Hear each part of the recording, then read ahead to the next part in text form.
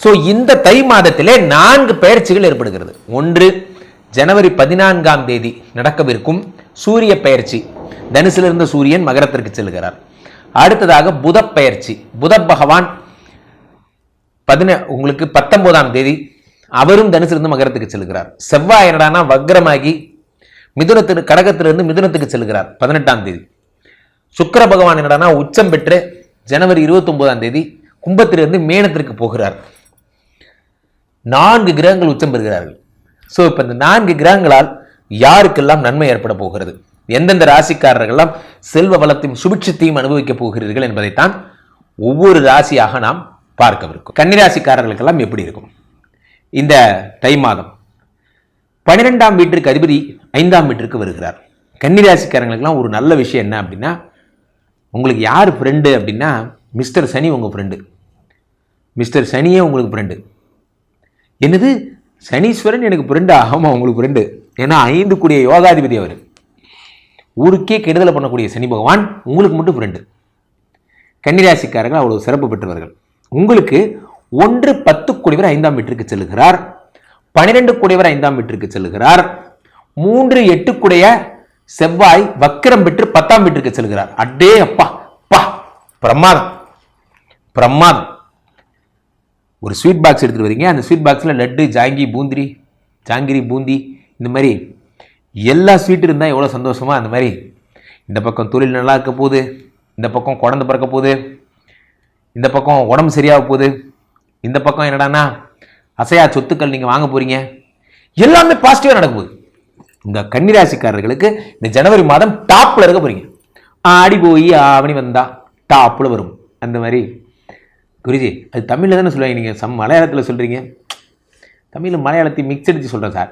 Sir நல்லா புரிஞ்சுங்க, நமக்கான லைஃப்பை நம்ம தான் ஹாப்பியாக சிரிச்சுட்டு வாழ்ந்துகிட்டே இருக்கணும். இந்த ராசிநாதன் 5ஆம் வீட்டுக்கு வரும்போதெல்லாம் ஒன்று நல்லா புரிஞ்சுக்கோங்க, உங்களை நீங்கள் சந்தோஷமாக வச்சுக்கோங்க.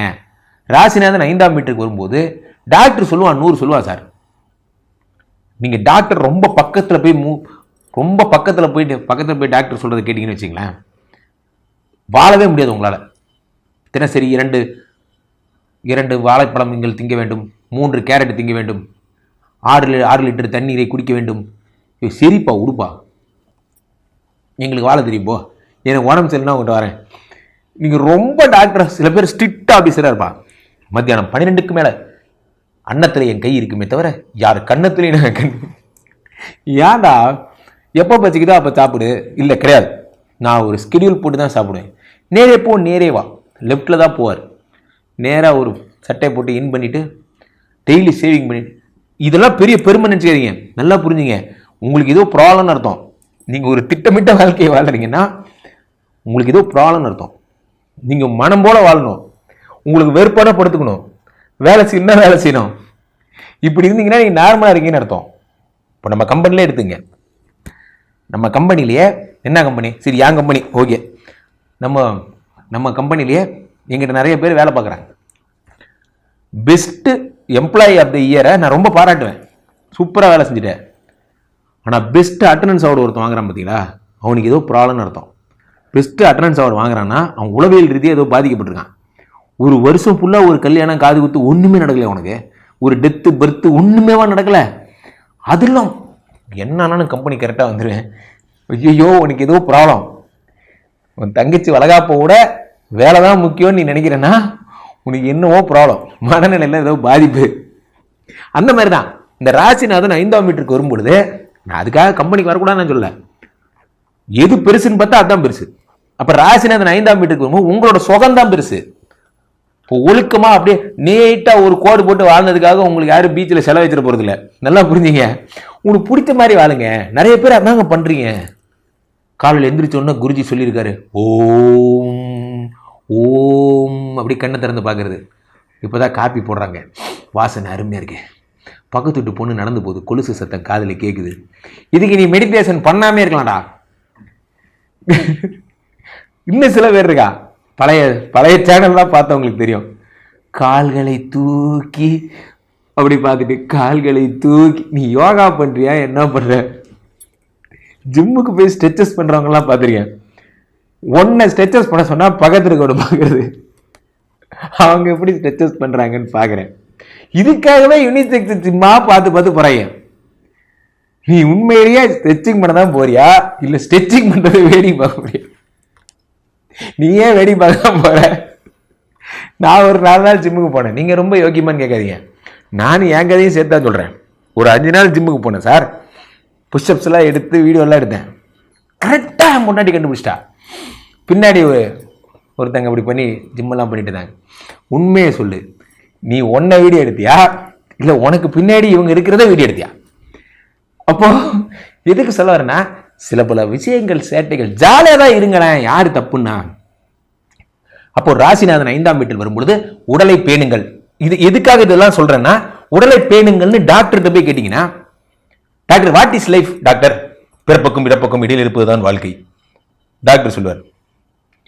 ஒரு சாமியார்கிட்ட போய் கேட்குறீங்க, சாமியார் வாழ்க்கை என்றால் என்ன? என் சிஷ்ய புள்ள என் வீடியோ வெளியிடாத வரைக்கும் என் வாழ்க்கை ஓடும். ஒரு அட்வொகேட்ட போய் சொல்லுங்க, பிரச்சனைகளை சார்ந்த விஷயங்களும் தான் வாழ்க்கை. ஒவ்வொருத்தன் ஒவ்வொரு மாதிரி நினைச்சிட்டு இருக்கான் வாழ்க்கையை.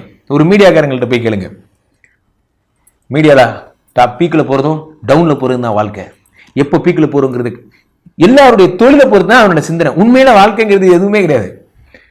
வெட்டியா கூட தான் இருங்க, எனக்கு இன்னைக்கு போர் அடிக்குது, ஏன்டா சும்மா இருக்க, நான் அப்படிதானே சும்மா இருப்பேன், சும்மா இருங்க, உங்க இஷ்டப்படி இருங்க. அதுதான் உண்மையிலே உடல்நலம் பேண்டது. உடல்நலம் பேண்டதுன்னா யோகா பண்றது கிடையாது, இஷ்டம் போல இருக்கிறது. இஷ்டம் போலதான் நம்ம இருக்கிறது இல்லையா? இப்ப 5 குடைவன் 5ஆம் வீட்டில் புதன். தயவு செய்து உடம்ப பாருங்க. அதுல 5ஆம் வீட்டுல உடலை பற்றிய எண்ணங்கள் வரும். தொழில் வளர்ச்சி ஏற்படும். 1-10 கூடிய தொழில் 5ஆம் வீட்டில் யோகஸ்தானத்தில் இருப்பதால் தொழில் பிச்சுக்கிட்டு போகும். சூப்பரா போவீங்க, பறப்பீங்க. தொழில் நான் தான்டா இனிமேல் வந்து நின்னா தர்பாரு உங்களுக்கு தான். என்னைக்குமே புரியுங்க, உங்களை நீங்க பாராட்டிக்கிங்க, உங்க பிறந்த நாளை கொண்டாடுங்க. நான்லாம் என் பிறந்த நாள்லாம் என்னைக்கு மறந்துட்டேன். நீலாம் இருக்காது, அப்படி போயிரு. ஏன் அப்படின்னா, உன்னையே நீ மதிக்கலைன்னா மற்ற எப்படி உன்னை மதிக்க போறான்? நான் பிறந்ததை நான் பெருமையா நினைக்கிறேன், என் குடும்பத்தை நான் பெருமையா நினைக்கிறேன். என்ன உங்களை நீங்க பெருமையா நினைக்கங்க, புரியுதா? அவர் அம்மா இருந்துட்டு போறாரு, அவர் அம்பானி, ஓகே. இவர் யாரு? அவர் காரல் மார்க்ஸ் இருந்துட்டு போகுது. இவர் யாரு? இவர் ஆப்ரகாம் லிங்கன் இருந்துட்டு போகுது. நீ என் பேர் ராம்ஜி, எனக்கு வருதை நான் செய்வேன். நான் ஏன் அவங்கள மாதிரி ஆகணும்? அது முதல்ல புரிஞ்சுங்க. 1-10 குடைவன் உச்சமடையும் போது உங்க தொழிலை உங்க இஷ்டப்படி செய்யுங்க. இந்த கடைக்காரன் இப்படி இருக்கானே, அவனை மாதிரி நான் பிராண்ட் ஆகணும், அவனை மாதிரி நீங்க எங்க பிராண்ட் ஆகணும்? இவ்வளவு பேட்டி கேட்குறீங்க, எத்தனை பேருடைய ராசி பலன்? என் ராசி பலன் மாதிரி எங்கேயா கேட்குறீங்களா? உங்களுக்குன்னு ஒரு ஸ்டைலை உருவாக்குங்க, உங்களுக்குன்னு ஒரு விஷயத்தை உருவாக்குங்க. 10ஆம் வீட்டு கூட 5ஆம் வீட்டு வரும்பொழுது பிராண்டிங் வரும். எனக்குரிய உங்களுக்குடைய மாதிரி நீங்க இயல்பா இருங்க, நீங்க சூப்பரா வந்துருவீங்க. காரணம் என்ன? இயல்பு தான் ஜெயிக்கும்.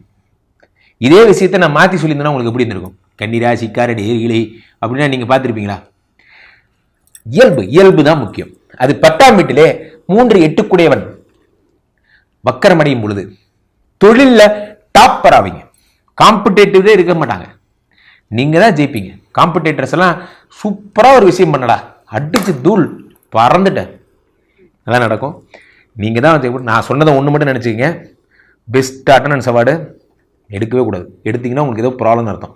ஸோ இப்போ கீழே போயிட்டு இருக்க 2 நம்பரை கூப்பிடுங்க, உங்களுடைய சொந்த ஜாதகத்தை புக் பண்ணி பார்த்துக் கொள்ளுங்கள். உலக போர் வாய்ந்த நமது ஸ்ரீமடத்திலே தினசரி நடக்கின்ற வேள்விகளிலும் யாகங்களிலும் பங்கு கொண்டு உங்களுக்கான பிரச்சனைகளுக்கான தீர்வுகளை தீர்த்துக் கொள்ளுங்கள். மீண்டும் ஒரு நல்ல பதிவில் சந்திப்போம். நன்றி, வணக்கம்.